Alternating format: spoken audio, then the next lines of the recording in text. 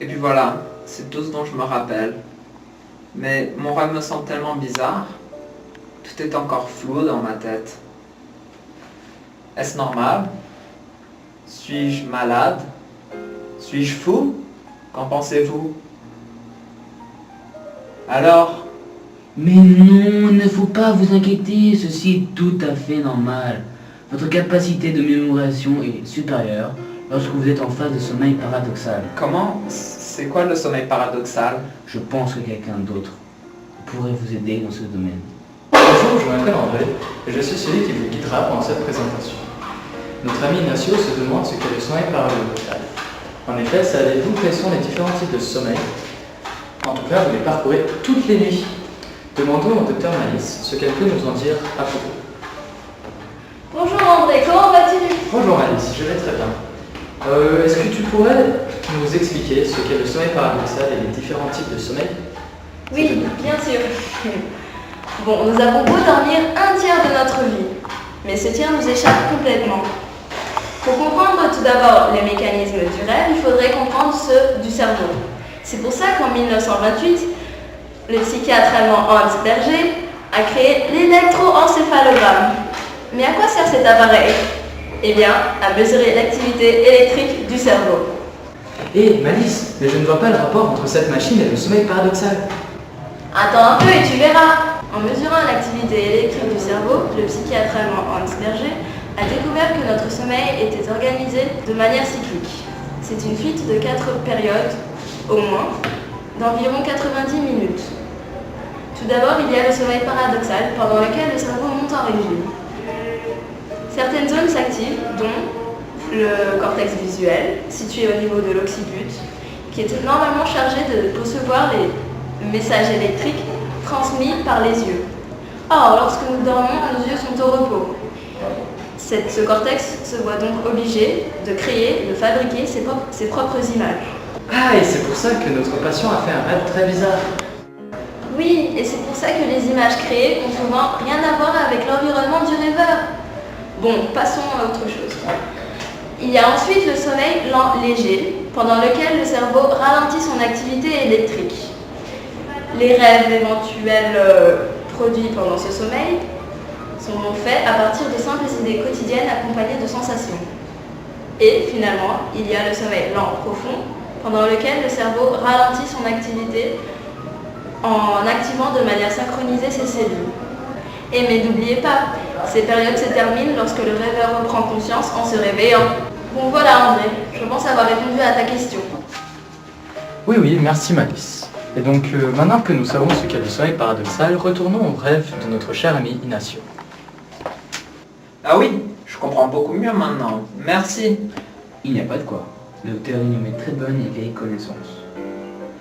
Comme je vous le disais, c'est pendant le sommeil paradoxal qu'il nous arrive de faire des rêves très incohérents.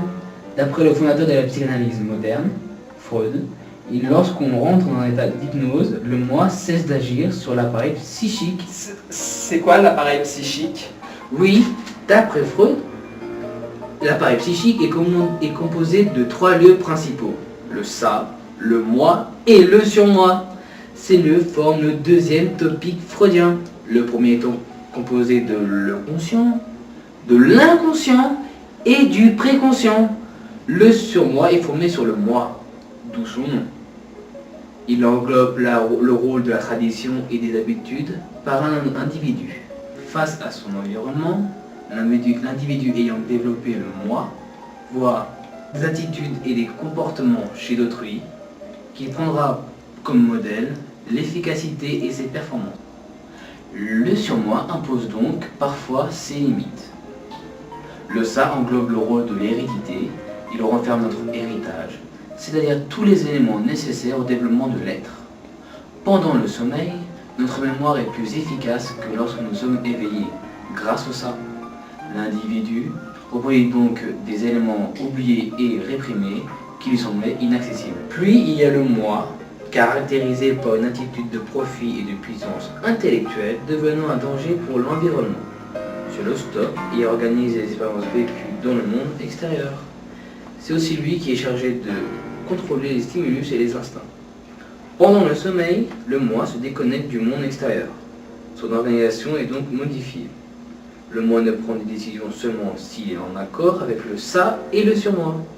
De plus, le moi, endormi, cherche toujours à rester en état de sommeil. S'il a envie de surgir, il cherchera à la satisfaire. Oh là là, c'est bien compliqué tout ça. Mais je comprends, vous pouvez continuer. Bref, ce qui vous arrive, monsieur Nassio, sont de simples déformations oniriques, c'est-à-dire en relation avec le rêve, dues à l'opposition entre le ça et le moi. C'est-à-dire que mes rêves sont bizarres à cause d'une déformation de mon appareil psychique. C'est bien bizarre, car j'ai toujours cru que nos rêves se formaient par des éléments au-delà du psychique. Oui, cela est bien vrai. Que savez-vous des rêves? Pas grand-chose à vrai dire, mais je sais que notre cerveau en fait une partie fondamentale, mais c'est un organe difficile à étudier. Oui, c'est lui qui raisonne toutes nos actions et de nos pensées.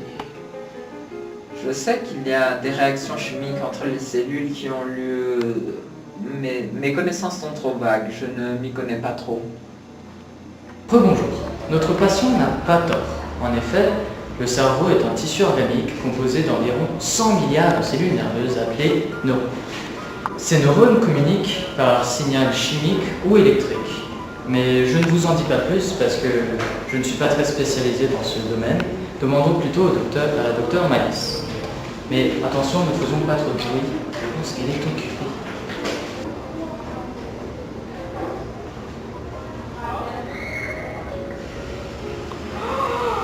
Oh non! Pourquoi ça n'a pas marché? Ouh là là, j'en ai marre. Bon. Ah! Excuse-moi André, je t'avais pas vu. Que puis-je faire pour toi? Est-ce que tu pourrais nous expliquer le rôle du cerveau dans la construction d'un rêve? Mon cher André, ta question d'avant était bien moins compliquée. Ouh là là, mais bon, venez par ici, je vais tout vous expliquer. Bon, alors, lorsqu'on s'endort, notre cerveau passe de l'état éveillé, où l'on est conscient de soi-même et nos sens nous informent, au sommeil, où l'on n'est plus conscient ni de soi ni du monde extérieur. C'est l'endormissement. Mais d'où proviennent les histoires et les images, comme celle de notre patient Ignacio, qui défilent dans notre tête lorsqu'on dort? Eh bien, tout ceci est faisable grâce à notre système limbique.